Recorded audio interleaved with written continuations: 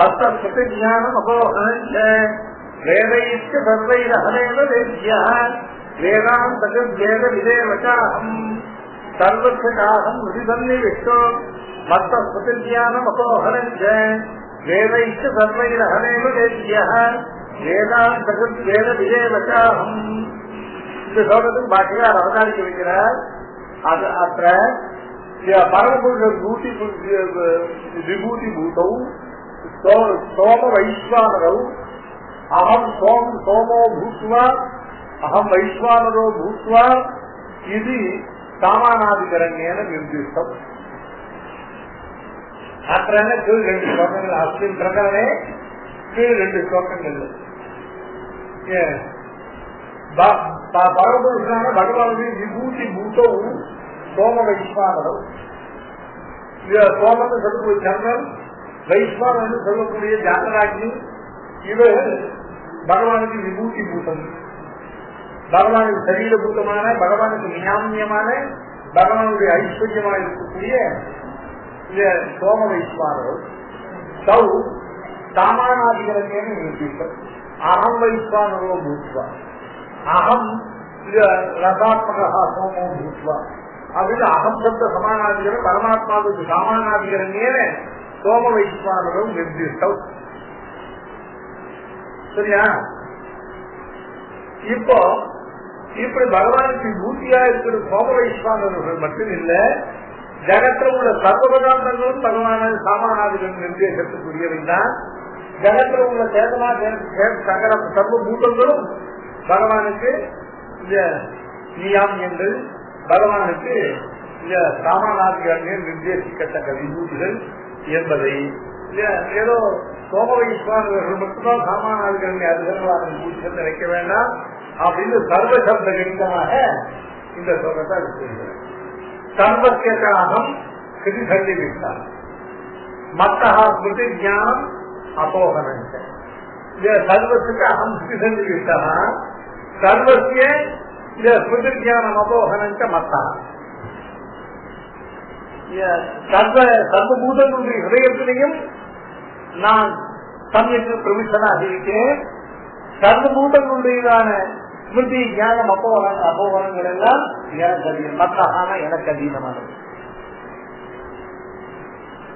Thio சோம வைஸ்வானரையோகோ சர்வசிய பூதஜாதஸ்ய சகல பிரவೃತ್ತಿ நிவೃತ್ತಿ மூல ஞானோபதேசே சதி சர்வம் மத் சங்கல்பேன நியத்தன்னு அகம்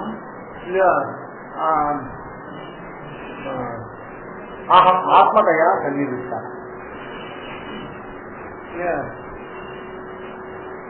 தயோः சோம வைஸ்வானரையோः சர்வசிய பூதஜாதஸ்ய அகம் ஆத்மதயா சன்னிவிஷ்டः. சொன்ன சோம வைஸ்வானர்கள் மற்றும் உள்ளதான சர்வபூதங்கள் இவைகள் எல்லாவற்றுக்கும் நான் ஆத்மாவாக சமயத்தை சன்னிவிஷ்டான். சோம வைஸ்வானரையோகோ சர்வசிய பூதஜாதஸ்ய அகம் ஆத்மதயா சன்னிவிஷ்டான். ஆத்மதயா சன்னிவிஷ்டனா சொல்லி என்ன பண்றேன் அப்படின்னு கேட்டா, சர்வசிய பூதஜாதஸ்ய சகல பிரவೃತ್ತಿ நிவೃತ್ತಿ மூல ஞான உபதேசே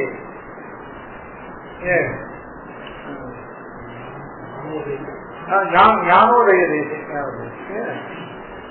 சர்வபூதங்களுக்கும் அவைகளுடைய சகல பிரவೃತ್ತಿ நிவೃತ್ತಿ ரூபமான எல்லாவற்றுக்கும் ஞானம் உதிக்கிற தேசம் ஹிருதயம். எல்லாம் சர்வத்தாலுமே முதல்ல மனசா சிந்தை கட்டி அதுக்கப்புறம் தான் பிரவೃತ್ತಿ நிவೃತ್ತಿ. அதனால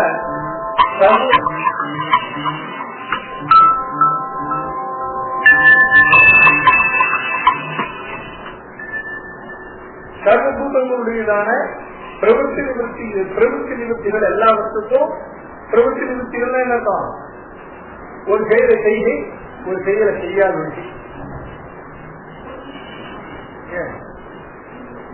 கடைசியில பிரவೃತ್ತಿ நிவೃத்தி ரெண்டுமே பிரவೃತ್ತಿ தான். உண்மை சொல்றது ஒரு பிரவೃತ್ತಿ. பொய் சொல்லாமல் இருக்கிறது அதே நிவர்த்தி ரூபமான அதே பிரபுத்தி. உபவாசம் இருக்கிறது ஒரு பிரவருத்தி. சாப்பிடாம நீங்க அப்படின்னு சொல்றாங்க, இங்க அதே பிரவருத்தியுடைய நிவர்த்தி. நீந்தனர் இருந்தனர் கிடந்தனர் பிரிந்தனர் தெரிந்தனர் நீந்தினர் இருந்தினர் கிடந்தினர் பிரிந்தினர் என்று ஒரு இயல்பினர் என நினைவறியவர் என்று ஒரு இயல்புரு நின்ற என் கிடரே அப்படின்னு அந்த பாசுர வியாக்கியானத்தை. அதனால பிரவருத்தி நிமித்திகள் எல்லாத்துக்கும் மூலபூதமான ஞானம். அந்த ஞானம் உதிக்கிற தேகமானது ஹிருதயம். சகல பிரவருத்தி நிவர்த்தி மூல ஞான உதய தேசே சர்வம் மக்கள் பேரல் இயக்கம். சர்வம் என்னதும் இவருடைய பிரவருத்தி நிவர்த்திகள் எல்லாவற்றையும் என்னுடைய சங்கல்பத்தினால நியமனம் பண்ணிக்கொண்டு நான் இந்த சோம வைஸ்வானரையோகோ சர்வசிக பூதஜாத்திய அகம் ஆத்மதையா சங்கிவிட்டா. எதனாலும் கேட்டா சர்வசிய பூதஜாத்திய பிரவருத்தி நிவர்த்தி மூல ஞானோதய தேசே சர்வம் சங்கல்பேன நியத்தன்னே அகம் ஆத்மதையா சங்கிவிட்டா.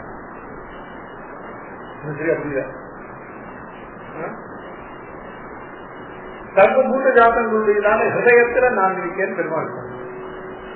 ஏன் ஹிருதயத்தில் இருக்கேன், வேற இடம் இல்லையாவது கேட்டா ஹிருதயம் தான் சர்வபூதங்களுடையதான பிரவருத்தி நிவர்த்திகளுக்கும் தன்மூலமான ஞானத்துக்கு உதயத்தான். அந்த ஸ்தானத்தில் நான் இருந்து கொண்டு சகல பூத ஜாதங்களுடைய பிரவருத்தி நிவர்த்திகளுக்கெல்லாம் மூலபூதமான ஞானத்துக்கு உற்பத்தி ஸ்தானமான ஹிருதயத்தை இருந்து கொண்டு அவைகளுடைய பிரவருத்தி நிவர்த்திகளை எல்லாம் என் சங்கல்ப அதீனமாக கொண்டு அவர்களை நியமித்துக் கொண்டு அவைகளுக்கெல்லாம் நான் ஆத்மாவாக இருக்கிறேன். இதான் சர்வசங்காகம் சரி சங்கிவிட்டார். அதுக்கப்புறம் ததா சதாகு சுதய இவ்வர்த்தத்தை, அதாவது பெருமாள் சகல பூதங்களுடைய இதயத்தை இருந்து கொண்டு சகல பூதங்களுடையதான பிரவருத்தி நிவர்த்திகளுக்கு மூலபூத்தமான ஞானோதய தேசத்தில் இருந்து கொண்டு அவைகளுடைய பிரவருத்தி நிவர்த்திகளை எல்லாம் தன்னுடைய சங்கல்ப அதீனமாக கொண்டு தன் சங்கல்பத்தாரை நியமித்துக் கொண்டு சர்வத்துக்கும் ஆத்மாவாக இருக்கிறான் என்கிற இவ்வர்த்தத்தை சுதிகள் எல்லாம் ததாகும் சுகையா. என்ன முதல் சுதி எடுக்க அந்த பிரவிஷ்ட ஜனானாவின் சர்வாத்மா. இது தைத்திரிய ஆரம்பித்த சுதி. சர்வாத்மா அந்த பிரவிஷ்டா ஜனானாம் அந்த பிரவிஷ்டா சாஸ்திரா. ஜனானாம் அந்த பிரவிஷ்டா ஜனானாம் ஜென்மதாம் சகல பூதங்கள் தேவ மனுஷ சிறிய சாகராதிகளான ஜனிமத் பதார்த்தங்கள் எல்லாம் ஜனங்கள் பூதங்கள். ஜனானா சர்வபூதானா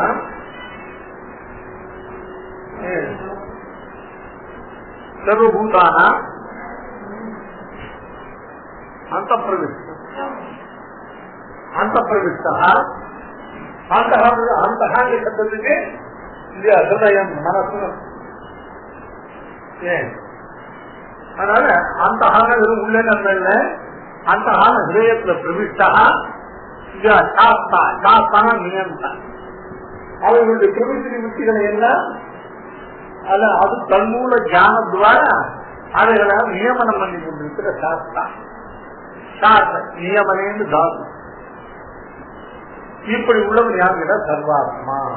இவன் தான் சர்வத்துக்கும் ஆத்மனையா நினைத்தா அப்படிங்கிற பெருமாள் சர்வத்துக்காக முதிசா அப்படிங்கிறதுக்கு அந்த ஸ்லோகத்தினுடைய சப்தத்துக்கும் அதுக்கு பாக்கிய அதனுடைய வியாக்கியானமும் இந்த சுத்தியில் அப்படியே பார்த்தோம். அந்த பிரவிஷ்ட சாஸ்தா ஜனானாதி சர்வாத்மா பிருத்திவியாம் சிஸ்டம்னு ஆத்மனி சிஸ்டம்னு அந்தரோஜனை ஆத்மனோ அந்தரோஜனை பிருத்திவியாம் சிஸ்டம்னு அதை வச்சு சகல அச்சித்துகள் ஆத்மனி சிஸ்டம் சொல்லி சேகர பதார்த்தத்தை எவன் அதுல இருந்து கொண்டு அதுல பிரவிஷ்டனாக இருந்து கொண்டு அதை உள்ளிருந்து நியமிக்கிறானோ அவன் தான் அந்தர்யாமி அப்படின்னு சொல்லப்பட்ட பிருகதாரண்ய உபனிஷத் வாக்கியத்தினார். பத்மகோஷ பிரதீகாசமும் ஹிருதயஞ்சாச்சதோமுகம் அத எதிரமஸ்மின் பிரம்மபுர நகரம் புண்டரீகம் வேஷ்ம இத்தியாத்யா. பத்மகோஷ பிரதீகாசம் ஹிருதயஞ்சாச்சதோமுகம் தஸ்மின் சர்வம் புதிஷ்டிதம். சர்வபூதங்களுக்கு அந்தராத்மாவான சர்வ சப்த வாக்கியனான பகவான் எதிர பிரதேசித்தன்னு கேட்டா பத்மகோஷ பிரதீகாசம். பத்மகோஷம்னா தாமரை முத்து, அதோமுகம் கீழ் நோக்கி குளிக்கப்பட்டதான தாமரை முட்டை கூட இல்ல ஆகாரத்துடையதான அந்த ஹிருதயத்துடையதான் சர்வாந்தராத்மாவான பகவான் பிரதிஷ்டிதனாக உள்ளான். இது தைத்திரிய உள்ள இது நாராயண அனுவாதம். பத்மகோஷ பிரதீகாசம் ஹிருதயஞ்சாப்தோமுகம் சத்யாக சிகாயாமத்தியே பரமாத்மா விவசிதா அப்படின்னு அதுல ஹிருதயத்த பரமாத்மா உள்ளிருந்து சர்வத்தையும் நியமிக்கிறான் என்று இந்த நாராயண அனுவாத வாக்கியத்திலே உள்ளது. அதுக்கப்புறம் அதை எதிரவஸ்து பிரம்மபுர நகரம் புண்டரீகம் வேஷ்ம இத்தியாதியா. இது சாந்தோக்கியம். அதை எதிரவஸ்து பிரம்மபுர நகரம் புண்டரீகம் வேஷ்ம தகரவஸ்தின் அந்தராகாச தஸ்மின் யதந்தா ததன்வேஷ்டவ்யம் தத்வாதம் ஜிஜ்ஞாசித்தவ்யம். இது தகர வாக்கியம். இதுதான் சாந்தோக்கிய வருடத்தில் உள்ளதான தகர வித்தியில தகராகாச ரூபமாக ஹிருதயத்தில் அந்தர்வர்த்தியா இருக்கிற பரமாத்மாவை உபாசிக்கிறதான பரமாத்மா. இந்த வாக்கியத்தில் என்ன சொல்லப்பட்டது? ஹிருதயத்துல மத்தியத்தில் உள்ள சரீரத்துல மத்தியத்தில் உள்ள ஹிருதயத்திலே பரமாத்மா ஆகாச ரூபமாக உட்புகுந்தவனாக இருக்கிறார். இந்த வாக்கியங்கள்லாம் அந்த பிரவிட்ட சாஸ்தா ஜனாநாதம் மிஸ்ராத்மா ஆத்மனிஷ்டன் ஆத்மனமந்தரா எம் ஆத்மான வேதே ஆத்மா சரீரம் ஆத்மான மந்தரோயமயதி பத்மகோஷ பிரதீகாசம் ஹிருதயஞ்சாப்தோமுகம் அத எதிரவஸ்மின் பிரம்மபுரே நகரம் புண்டரீகம் வேஷ்ம இத்தியாதிகளான உபனிஷத் வாக்கியங்கள் எல்லாம் ஸ்ருதி வாக்கியங்கள் எல்லாம் சர்வபூதங்களுடைய ஹிருதயத்திலேயும் பரமாத்மா சன்னிமித்தனாக இருந்து கொண்டு அவர்களுடைய சொரூபத்திற்கு பிரவൃத்திகளை எல்லாம் தான் சங்கல்பாதீனமாக கொண்டு நிவர்த்திக்க அவைகளை நியமிக்கிறார் அப்படிங்கிறது சதாபி சுதையான.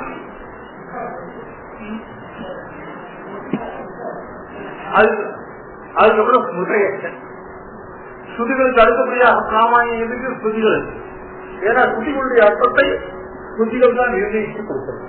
அதனால இந்த ஸ்மிருதயச்ச முதல்ல சுதயாகு அப்ப ஸ்மிருதயச்ச ஆகு சாஸ்வா விஷ்ணு ரசேஷஸ்ய ஜகதோயோ ஜெகன்மய பிரகாசிதாரம் சர்வேஷாம் அனீயாம்சம் அனீயதாம் யமோ வைவஸ்வதோ ராஜா யச வைஷ நிதிஷ்டிதா இத்தியாதியாக. ஏன் இது சாஸ்தா விஷ்ணு ரசேஷஸ்ய ஜகதோயோ ஜெகன்மய அப்படிங்கிறது விஷ்ணு புராண வாக்கியம், விஷ்ணு புராண ஸ்லோகம். விஷ்ணு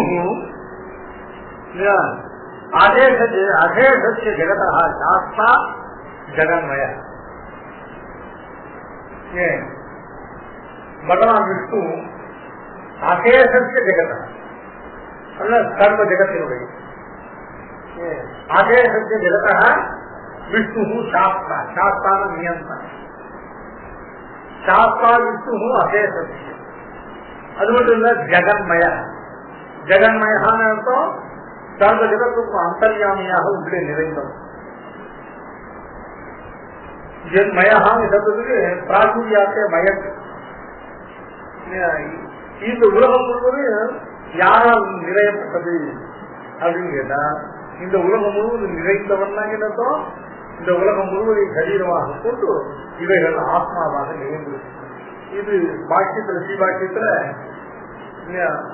முதல்ல உபபிரமண ஸ்வரூபத்தை சொல்லி அதுக்கப்புறம் மைத்ரேயர் பராசரத்தை கேட்ட கேள்வியை கேட்டு அந்த கேள்வி தாத்பரியத்தை விளக்கிற இடத்துல ஜெகத்தை என்மயம் அப்படின்னாங்க இல்லையா, அது விகாரார்த்த மயத்தா இருக்க முடியாது காரணம் சொல்லி, அது சுவாசிய மயத்தா இருக்க முடியாது காரணம் சொல்லி, ஆக சத்ரகிருத்த வசனே மயர் அப்படின்னு பாணினியுடைய சூத்திர பிரகாரம் அது பிராச்சுரியார்த்த மயத்துன்னு சொல்லி அதுக்கு கடைசியில என்ன அர்த்தம் அப்படின்னு கேட்டாங்க. எல்லா ஜெகத்துல உள்ளதான சேதனாச்சேதனமான சமஸ்த பதார்த்தங்களையும் தனக்கு சரீரமாக கொண்டு தான் அவைகளில் ஆத்மாவாக நிறைந்திருப்பதான் இதுதான் சத்ரகிருத வசனை மயத்தில் பாணினியுடைய. இது பாக்கியத்தை நான் சொல்றேன்.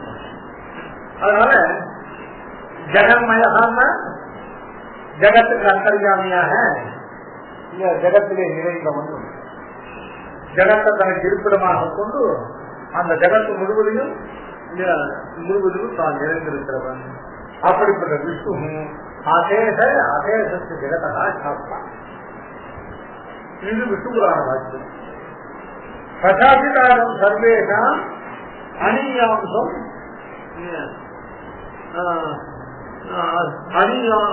அனியாம்சம் அனியதான்.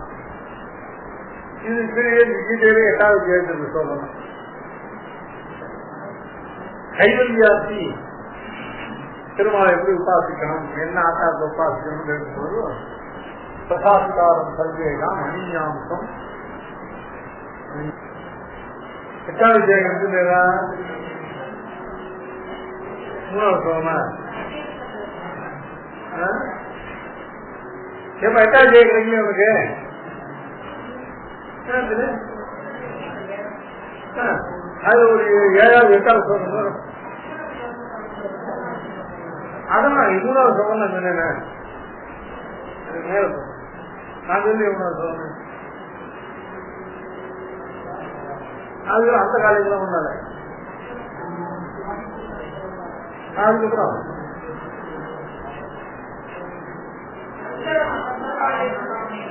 அதுக்கப்புறம்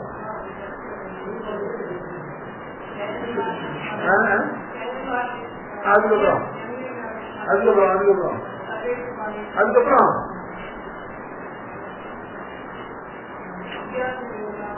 அதுக்கப்புறம்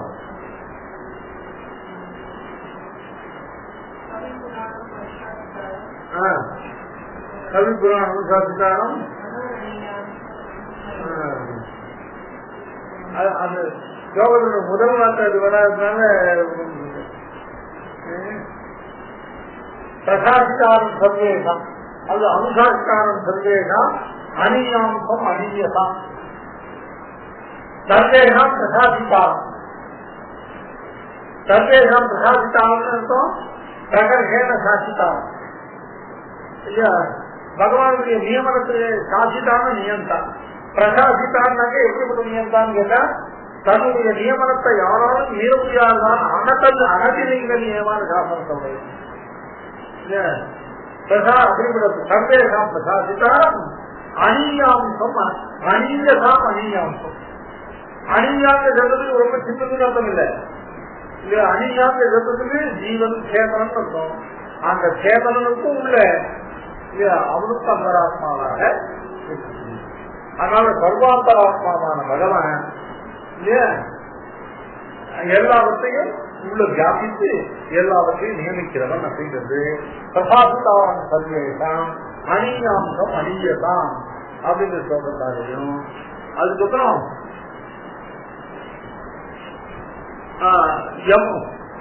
யமோ வைஸ்வானரோ ராஜா, யமோ வைவஸ்வோ ராஜா எத்த வைதா இத்தியாதியா. இது மனுஸ்துதி. யமோ வைவஸ்வதோ ராஜா எத்த வைதா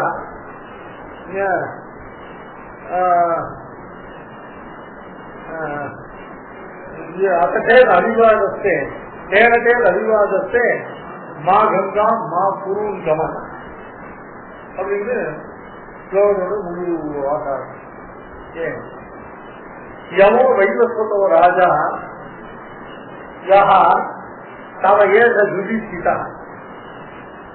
யமஹ வைவஸ்வதः இது சாதாரணமா முதல்ல ஸ்மிருதியில மனுஸ்மிருதியில பண்ணப்படுற சாமான்யமான அர்த்தம் வைவஸ்வதகான்னு சொல்லக்கூடிய யமன்.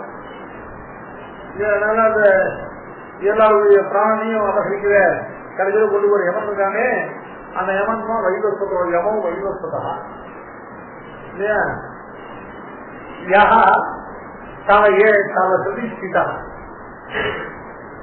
உன்னுடைய ஹிருதயத்திலே சீதா இருக்கிறது. யமோ வைவஸ்வதா தவ ஏ யுதிஷ்டிதா ராஜா. ராஜான்னு உன்னை நியமிக்கிறோம், சாசனம் பண்ணுறோம்.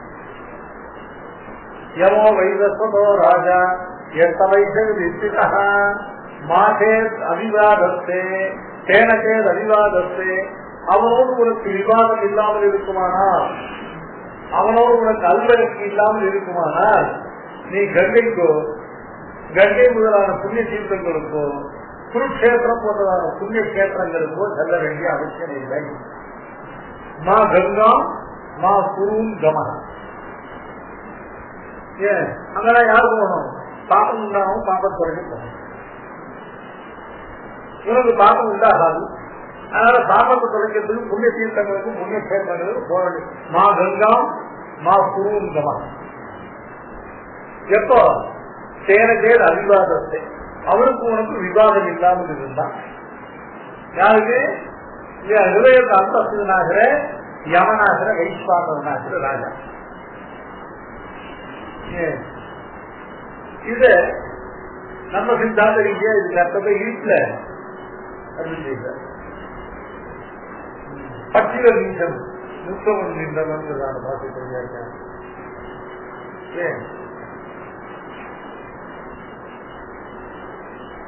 யமோ வைவஸ்வதோ ராஜா. இங்க வைஷ்ணவன் நமக்கு யமன் ராஜா இல்லை, யமன் நமக்கு நியந்தா இல்லை. அவனே சொல்லிட்டான் ஸ்வபிருத்தியம் அபிவிக்க பார்க்க அர்த்தம். யமஹா வதவிஸ்வம் கிரந்தத்தை கர்த்தம் போது பரிகர மதுசூதன பிரபன்னா இல்லையா. அகம் இலபதி வைஷ்ணவான் அகம் சாமியன்றான். நான் வைஷ்ணவர்களுக்கு சக்தி இல்லை, அந்நியர்களா மேல மற்ற வைஷ்ணவர்கள் மற்றவர்களுக்கு தான் நான் அதிபதி. ஆனால் வைஷ்ணவர்கள் பக்கம் போகாதீங்க யமன் பண்ணிடுறாங்க. அதனால யமன் நமக்கு ராஜா இல்லை, நமக்கு ராஜா. ராஜாக்கு ராஜா சர்வேதான் ஒரே பகவான் தான். அந்த யமோ வைவஸ்வதோ ராஜா. வைவஸ்வதோ ராஜான்னு சத்துக்கு என்ன அர்த்தம் அப்படின்னு கேட்டா, அந்த யமனுக்கு கூட வைவஸ்வதன் பேர் விவஸ்வான்னு சொல்லக்கூடிய சூரியனுக்கு குற்றமாக இருந்தாலும் சூரியனுக்குள்ள யமன் கணீஸ்வரன் பேர் நெருங்குமார். யாருக்கு 2 பேர்ல யாரும் இல்லை. சூரியனுக்கு 2 பிள்ளைகள், ஒன்று கணீஸ்வரன் யமன். நல்ல ரவி சொல்லுவாங்க, 2 பேர் ரவி சொல்லுவாங்க, அது 2 பேர் நீங்க யாரு? வைவஸ்வதம். இங்க பகவான யமஹா அப்படின்னாக்க யமயதி யமஹா ஆத்மா மந்தரோ யமயதி பிருத்திவி மந்தரோ யமயதி. எல்லாவற்றையும் நியமிக்கக்கூடிய யமனம்னா நியமனம்.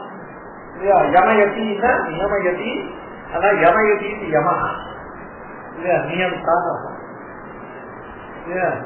ராஜான அதிபதி நியந்தாது யாருன்னு கேட்டா வைவஸ்வதா. வைவஸ்வதாவை சொல்றதுக்கு 2 அர்த்தம் பண்றார். ஒன்று விவஸ்வான் என்கிற சூரியனுக்கு பகவான் சூரிய மண்டல மத்தியவர்த்தியா இருக்கிறதுனால வைவஸ்வதா. விவஸ்வதா சூரியத்திய மண்டல மத்தியவர்த்தி ஏஷோ அந்தராதித்யே ஹிரண்மய புருஷோ திருஷ்யதே. ஹிரண்யஸ்மஸ்து ஹிரண்யேஷா ஆப்ரணகாது சர்வகேவ சுவர்ண சஞ்சயதா கத்தியாசம் புண்டரீகமேவ மகிமி.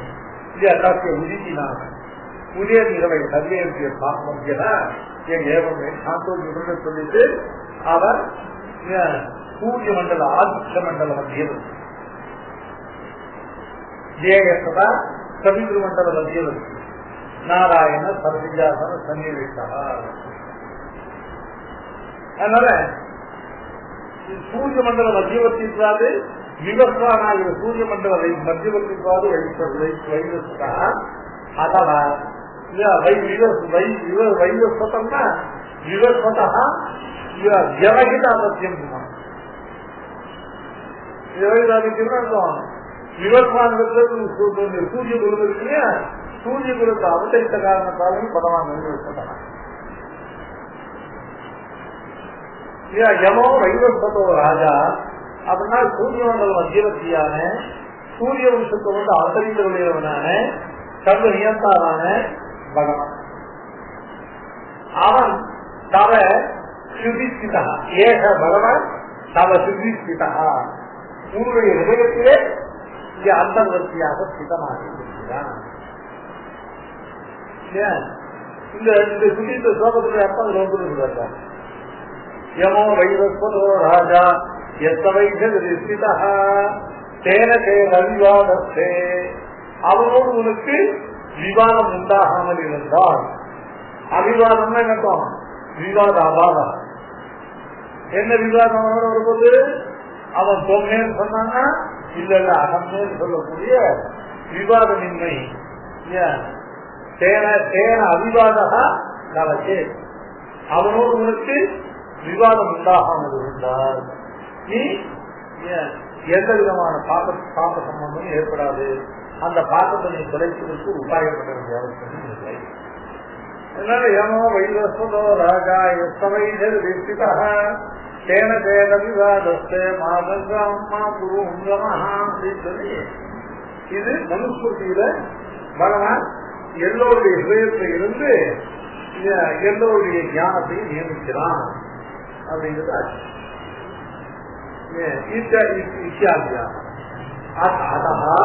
மத்தையேவ சர்வேஷாம் ஸ்மிருதி ஜாயதே. சர்வேஷாம் ஸ்மிருதி, ஸ்மிருதின்னு என்னதான் ஞாபகத்துடையதான தொடர்ச்சி. உண்டான ஞானமானது தொடர்ந்ததுக்கு அது சர்வசிய ஸ்மிருதி மத்தையேவன்னா மத் சங்கல்பாதேவ ஜாயதே. மத்தையேவ ஸ்மிருதி சர்வேஷாம் ஸ்மிருதி ஜாயதே. ஸ்மிருதி பூர்வானுபூத விஷயானுபவ சம்ஸ்கார மாத்திர ஜன்யம். ஏற்கனவே காதனால் கேட்கப்பட்டு கண்ணால பார்க்கப்பட்டு ஏற்பட்ட அனுபவ ரூபமான ஞானம் இருக்கே, அந்த ஞானத்துக்கு பச்சாத்தாபியான சம்ஸ்கார மாத்திர ஜன்யம் அனுபவம். முன்னால கேட்கணும் கேட்கணும்னா பரிபூர்ணமா இந்த விஷயத்தோட அனுபவம் ஆயிடுச்சு. இப்போ ஐயர் எழுதாங்க சொல்லல. ஆனா ஐயர் சொன்ன போது கேட்டதான சம்ஸ்காரம் இருக்கு இல்லையா, பூர்வம் அனுபவித்தமான விஷயத்துக்கு பச்சாத்து அதனுடையதான சம்ஸ்கார மாத்திர ஜன்யமான ஞானம் இருக்கு. அதுதான்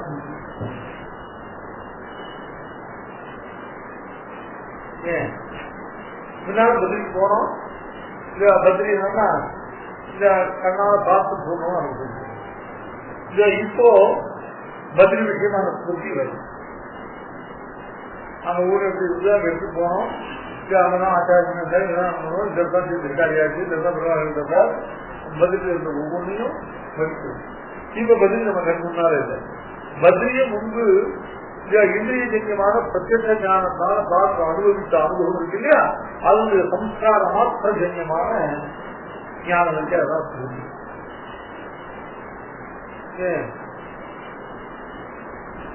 இந்த விஷயத்தை ஆச்சாரியன் லைஃப்லாம் உட்காந்து பாடம் சொல்லிருக்க மாட்டார். அவர் பாடும்போது சொன்னார். அப்போ அதை கேட்டோம். கேட்ட போது ஏற்பட்ட ஞானம், அந்த ஞானத்தால் ஏற்பட்ட சம்ஸ்காரம், அந்த சம்ஸ்கார மாத்திர ஜன்யமான இப்போது ஏற்பட்ட ஞானம் தான் ஸ்மிருதி.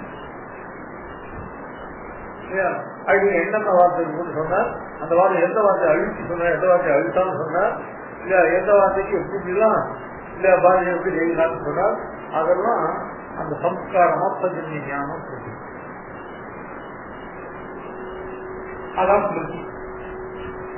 पूर्व अनुभूत विषय इदानी संस्कार मात्र जन्य ज्ञान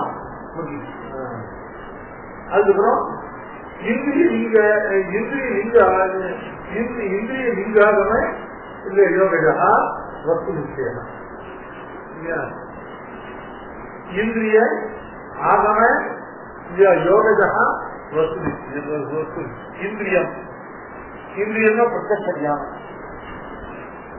அதாவது ஒரு ஞானத்துக்கும் எது சாதனமோ அதை கொண்டு அதை சொல்ற. இந்திரியங்கள் பிரத்யக்ஷ ஞானத்துக்கு ஏது, இந்திரியங்களை கொண்டுதான் பிரத்யக்ஷ ஞானம் இருக்கிறது. அதனால இந்திரியமானது பிரத்யக்ஷ ஞானத்துக்கு நோட்டேஷன். அதே மாதிரி லிங்கம், லிங்கம்ங்கிறது அனுமான அனுமதி ரூபமான அனுமான ஞானம். லிங்க பராமர்சம் அனுமதி அனுமானம் என்ன?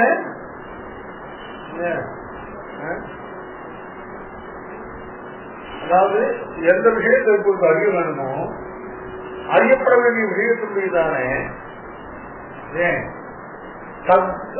வியாபகமான லிங்கமாக அந்த ஹேது பராமர்ச ஜன்யம் அனுமதிங்கிற அனுமானம் தான். இப்போ அனுமானிக்கப்பட வேண்டியது பர்வதத்துல அக்னி. இந்த பர்வதத்துல அக்னி இருக்கு. அந்த அக்னிக்கு அக்னியோட எப்பொழுது உலகா இருந்து கொண்டு அந்த அக்னிக்கு அக்னியினால் வியாபியமான லிங்கமாக இருக்கிற தூமம், அந்த தூமம் தான் அக்னி லிங்கம். அந்த லிங்க பராமரிக்க ஞானம் இருக்கு, அதுதான் அனுமானம். அதுதான் இந்திரிய லிங்க. அடுத்தது ஆகமம். ஆகமம் அப்படிங்கிறது என்ன? அதாவது பாக்கி சப்தரூபமாக இருப்பதை சாதன வழியாக கொண்டு மனதில் வைத்து பராமரிக்கிறது ஆகமம். ஆகத்துக்கு கர்மேபியம் அந்தராய்க்கு ஆகமம். காது வழியாக எது மனசுக்குள்ள வந்து மனசுல பராமரிக்கிறது அதான் ஆகமம். ஆகமம் தான் சாஸ்திரம். இந்திரிய லிங்க ஆகம யோகா இது மூணு கேவல சாஸ்திரம். இது மூணு இது சப்தம் இருக்கு, பரம் இருந்தாலும் யோக ஜன்யமான. இந்த பிரத்யேக அனுமான சாஸ்திரஜன்யமான ஞானம்னா பிராப்தி ஆகிற பரத்தோடு வியாப்தம். இவைகள் தான் பரமாத்மா கிடைக்கணும். யோகஜம் இவைகளை எல்லாம் இந்த சாஸ்திரஜன்ய ஞானத்தை எல்லாம் மனதில் தெளிவாக சேர்த்து அதை அளவு சுத்தனம் பண்ணி அதனால கிடைக்கக்கூடிய யோகஜன்ய ஞானம் இருக்கு. தைலதாராபத்து அபிஷேகமான மொத்த ரூபமான பகவானுடைய சொரூப விக்கிரக ஞானம் இருக்கு. அந்த ஞானம் தான் யோகஜம். இது ஞானம் 4 பிரகாரமா இருக்கு. இந்திரிய லிங்க ஆகம யோகஜன்ய வஸ்து நிச்சய சோகி மதா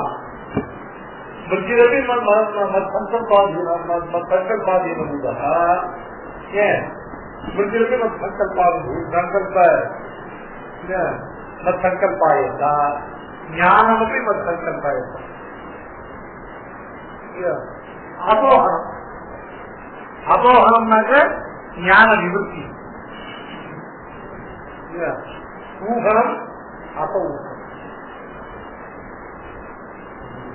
சுவாமி பூர்வ அனுபூத விஷயம், பூர்வ அனுபூத விஷயத்துக்கு தஜ்ய ஞானஜன்ய பராமர்ச சம்ஸ்கார பராமர்சஜன்ய மாத்திரம் ஞானம்.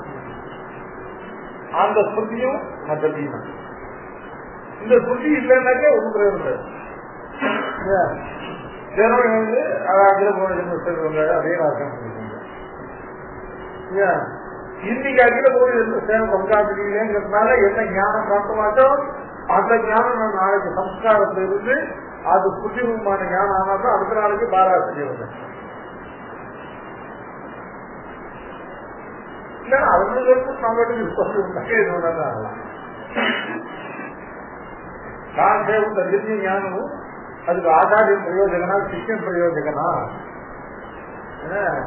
ஆச்சாரியமா பிரயோஜகன் ஏதோ பாவம் அவங்க சொன்னாருன்னா அவருக்கு யாரும் சம்பாதிக்க அதுதான் சொல்லிட்டு போறேன் பாவம் அப்படின்னு இருந்தாங்க. அது ஆச்சாரியத்துக்கு யுத்தம். அப்போ உங்களுக்கு இருக்க வேண்டாம் உங்களுக்கு வேண்டாம் தினம் போனா போகும் சொல்றது. எதா சங்கல்பம் அந்த காலசேவமானது எதா சிஷ்ய பிரயோகம் அது சிஷ்யன் குரு இவன் தான் யாரும் சம்பாதிச்சிருக்கிறாரா ஆச்சாரியார். அப்போ பிரதி தினம் பூர்வ தினத்துல அனுபூதமான விஷயத்துடையதான இந்த ஞானத்துக்கு அந்த ஞான ஜெய சம்ஸ்காரம் இந்த சம்ஸ்கார ஜென்யமான ஞானம் அடுத்த நாள் புத்தி ரூபமாக இருந்தா அப்பதான் இன்னைக்கு ஞானம் நேற்று புத்தியோட சேரணும். இந்த 2 நாள் புத்தியாவது 3ஆம் நாள் சங்கல்பம் ஞானத்தோட சேரணும். அது விவசாயம் கொடுக்குது. இந்த ஞானமாவது நேர்த்தியிலே இன்னைக்கே தொடர மாட்டேங்கிறது. இது எப்படி இந்த ஜென்மாவில் அடுத்த ஜென்மாவில் தொடரணும்?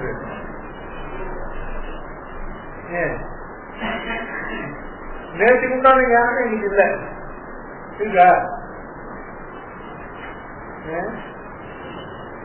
இந்த ஞானத்துக்கு சாமி ஞானம்ங்கிறது அனுஷ்டான பரியந்தமா போட்டுனாக்க இப்போ நல்லா பகவானுடையதான சொரூப சுபாவங்கள்லாம் ஞானம் நல்லா தெரிஞ்சது. அந்த பகவானுடைய ஆராதன ரூபமான கர்மாக்களை எல்லாம் தெரிஞ்சது. அந்த கர்மாக்களால ஆராத்தியமான பகவானுடைய சொரூபத்தை தெரிஞ்சு பலப்பட அபேட்சை இல்லாத பகவத் ஆராதன ரூபா கர்மாவை அனுப்பிக்கிற அளவுக்கு இப்ப நாம உண்டார ஞானம்னா அது அளவுக்கு போச்சுனாக்க அது ஜென்ம ஜென்மாந்திரங்கள தொடரும். அது இட்டவடை கற்பனையாக இந்த ஜென்மாவே அடுத்த ஜென்மா அதுவே அடுத்த ஜென்மான்னு வளரணும். இந்த ஜென்மாவை கேட்டு கேட்ட ஞானமே உண்டாங்க. ஞானம் உண்டானா அடுத்த ஜென்மாவில ஜென்மத்துக்கு ஜென்மாந்திரத்துக்கு தொடரும். ஞானமே உண்டாகல. கேள்விக்கு சுவாமி சாட்டாரே எடுத்துறாங்க ரொம்ப அற்புதமா சொல்லக்கூடாது. சுவாமி சர்டிபிகேட் தான் கொடுக்குறேன் வச்சு திருப்பி என்ன சொன்னாங்க நல்ல எனக்கு ஞானம் இல்லை இப்போ ஆனா நல்லா சொன்னார் இல்லையா. அப்போ இதுல ஞானம் உண்டாகல. கேட்கும் போது ஒரு மாதிரி ஒரு சுவானுபவம் உண்டாயிருக்கும். நல்லா சொல்றாருன்னு சொல்லிட்டு ஆனா அது போயிடாது. ஞானம்ங்கிறதானது நாம கேட்டு தெரிஞ்சின்ற விஷயத்தை அதை நடைமுறையில கொண்டு வந்தோம்னா அந்த ஞானமானது மேல மேல தொடரும். இந்த ஜென்மாவிலையும் பிரதியும் தொடரும். இதுக்கு மேல ஜென்மா ஏற்பட்டதுன்னா அதுலையும் தொடரும். பகவத் பிராப்தி எந்த ஜென்மாவில் ஏற்பட்டோ அதுவரைக்கும் தொடரும். வாசனை அப்படிங்கிறது நல்ல வார்த்தை இல்லை. சம்ஸ்காரம் அதே அர்த்தத்தோடைய நல்ல வார்த்தை. வாசனைனாலும் சம்ஸ்காரம்னாலும் ஒண்ணுதான். ஒரு காரியத்தை கேட்டாக்க அது ஒரு ஞானம் உண்டானா அது மேலும் மேல் அது செய்யற மாதிரி ஏற்படும் தூண்டுதலுக்கு அது வாசனை. அது நல்ல காரியத்துக்கு வாசனைன்னு சொல்றது இல்லை. நல்லதுக்கு சம்ஸ்காரம் சொல்றது கெட்டதுக்கு வாசனைன்னு சொல்றது. வாசனாங்கிறது அத எங்க கொண்டு சேர்த்துட்டாங்க அவித்யா கர்மா வாசனா ருச்சி தெரு சம்பந்தம்னு விரோதி வர்க்கத்துல கொண்டே வாசனையை சேர்த்துட்டாங்க. அதனால இப்போ உபயுக்தமான ஞானத்தினுடைய அந்த தொடர்ச்சிய வாசனைன்னு சொல்லக்கூடாது. ஏன்னா வாசனைகள் ஏற்கனவே டிக்ஷனரியில கெட்ட வார்த்தைகள் லிஸ்ட்ல கேட்டது. அது அவித்யா கர்ம ருச்சி பிரதி சம்பந்தத்தோட கேட்டது. அதனால வாசனைங்கிறது இப்போ அந்த சப்தத்துக்கு நீங்க செய்யக்கூடாது. அதனால இதுக்கு சம்ஸ்காரம்.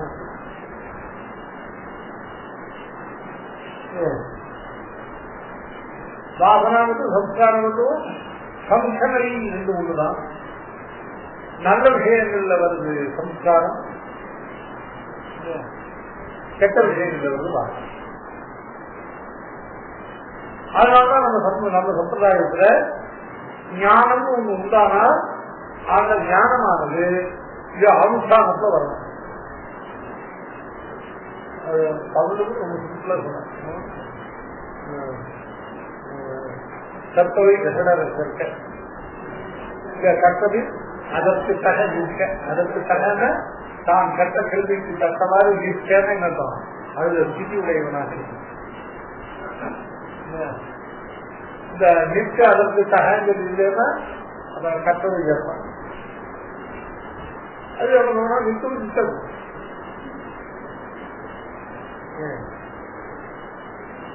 கட்டணும் கீதையில பரவாயில்ல கேட்கணும். கேட்டவருக்கு கொஞ்சமாவது அதுபடி இருந்து பார்த்தோம்னாக்க ரொம்ப ரசமா இருக்கும்.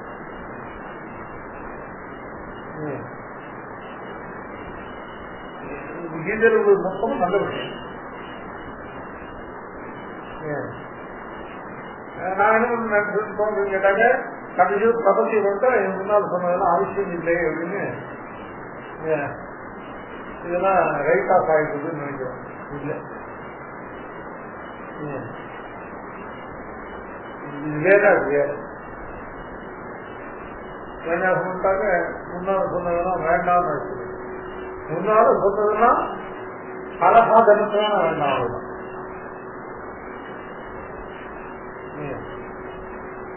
அதெல்லாம் சாதனத்திலே நான் அபேட்சிக்க முடியலங்கிறதுதான் நீங்க அதெல்லாம் அபேட்சிக்கணும்.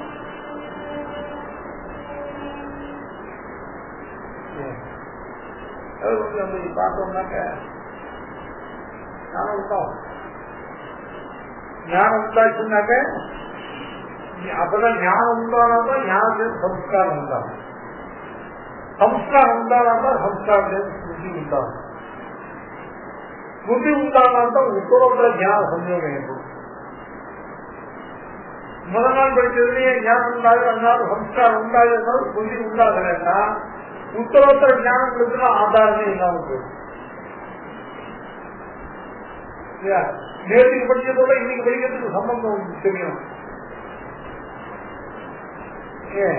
நேற்றுக்கு படிச்சதெல்லாம் ஒண்ணுமே இல்லாம அப்படியே இன்னைக்கு படிக்கிறது எதுக்கு இருக்காரு அது ஒண்ணு. அப்புறம் மூணாவது படிக்கிறது அதுக்கு முதல் 2 நாள் ஞானம் இந்த இருக்காது. அதனால என்ன ஆகும், முதல்ல ஆச்சாரிய உபதேச அனுஷ்டானாது தர்சனாது ஞானம், அந்த ஞானத்தினால சம்ஸ்காரம், அந்த சம்ஸ்காரத்தினால ஸ்மிருதி, அந்த ஸ்மிருதியினால உத்தரோத்தர ஞானம்.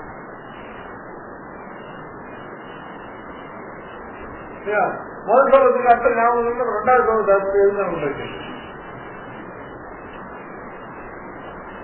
சரி ஒதுக்குறதில்லை.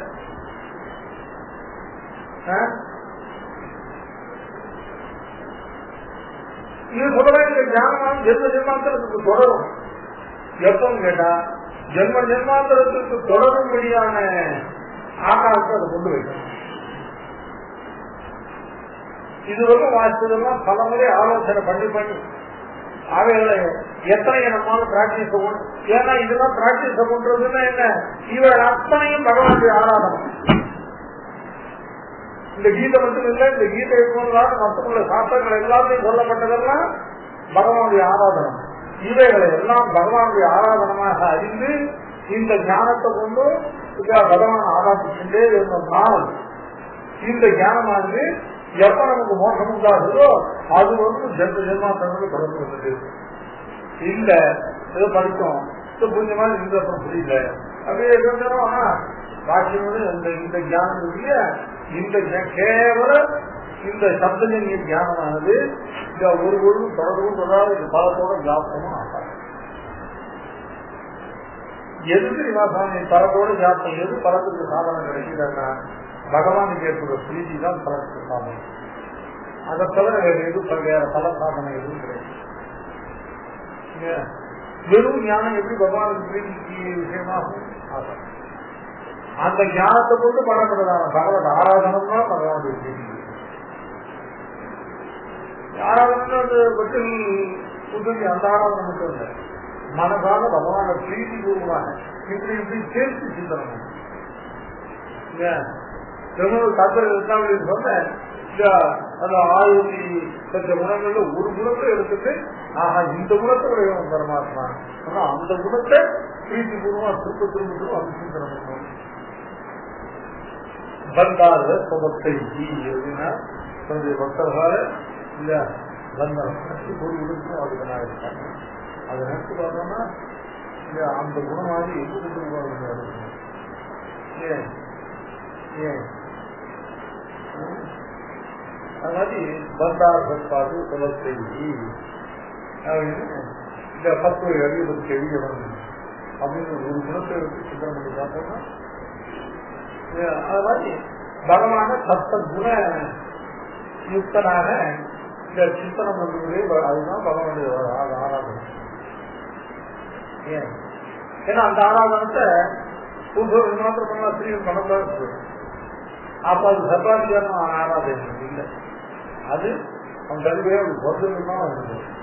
ஆனா மனுஷரா வந்து எல்லாருக்கும் என்னன்னு கேட்ட பகவானுடைய குண சிந்தனம், பகவானுடைய விக்கிரக சிந்தனம் இல்லை, இதெல்லாம் ஆராதனை. அதுக்காகவே ஜபம் பண்ணி இதெல்லாம் படிச்சாதான் மோசம் சொல்லல.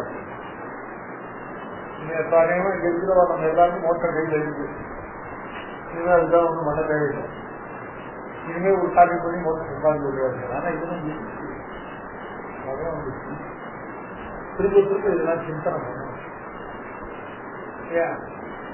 ஞானம்ங்கிறதாவது பகவத் ஆராதனை பகவத் ஆராதனை பிரீதிபூர்வ சிந்தனை ரூபமான பகவத் ஆராதனை துவாரா அந்த அனுஷ்டான துவாரா ஞானமானது பகவத்கீதைய வெறும் ஞானமானது பகவத்கீதைக்கு வந்துடும்.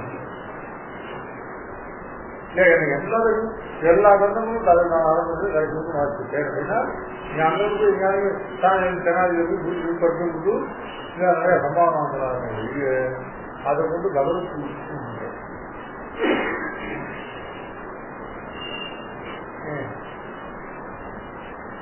அந்த ஞானமானது ஜென்ம ஜென்மாந்தம் வராது.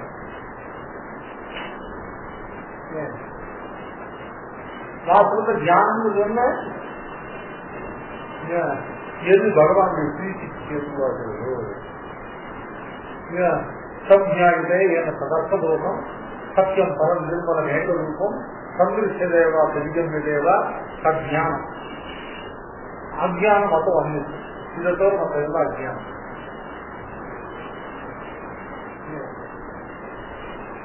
பகவான் இவனுக்கு பிரீதி உண்டானவனாக மனசுல தன்மையிலான ஆக்காரத்தை முதல்ல காட்டி அப்புறம் தன்மையிலான விக்கிரகத்தை அவன் தங்களுக்கு காட்டி கிடைச்சது அவனை தன்னிடத்துல பிடிச்சி கேட்கணும். இது மூணையும் பண்ற பிரீத்தி பகவானுக்கு எதனால உண்டாகிறதோ அதுதான் இவனுடைய ஞானம். இதை தவிர மக்கள் அஜ்ஞானம். முதல்ல இவனுக்கு பெருமாள் மேல கொஞ்சம் ஞானம் உண்டாகி இவன் பகவான் ஆயிடுச்சுன்னு பகவான் பாவம்.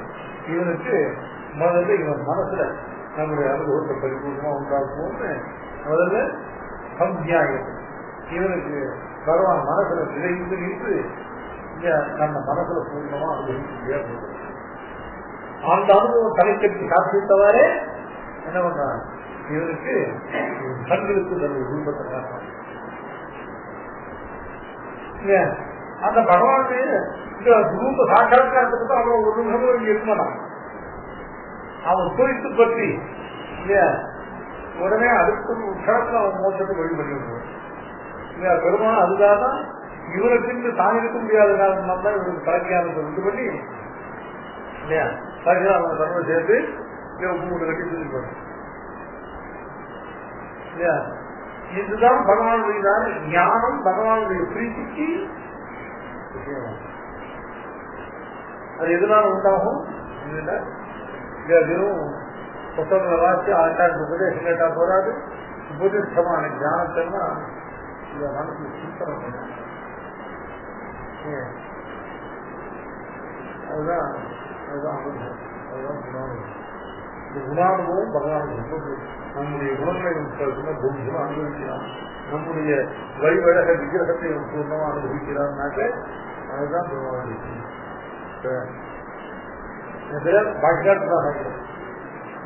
இப்ப என்னன்னா ஸ்மிருதினா என்ன,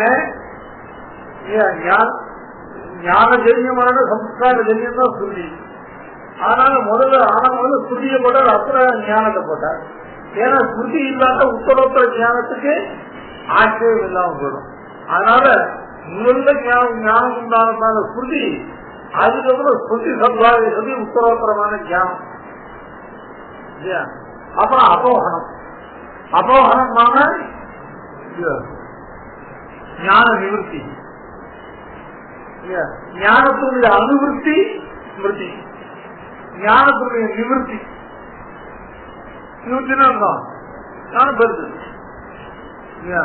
இவர் கேட்டார், கேட்டு 4 நாள் ஆயிடுச்சு. அதுவும் சொன்னது பார்க்கல, அவர்கிட்ட சொன்னது ஞாபகப்படுத்தி பார்க்கல. அப்புறம் அவ்வளவுதான். அதுக்கப்புறம் இன்னொரு போய் கேட்டாதான், அவர் கேட்டப்பறமும் அது திரும்பியும் பார்த்தாரு.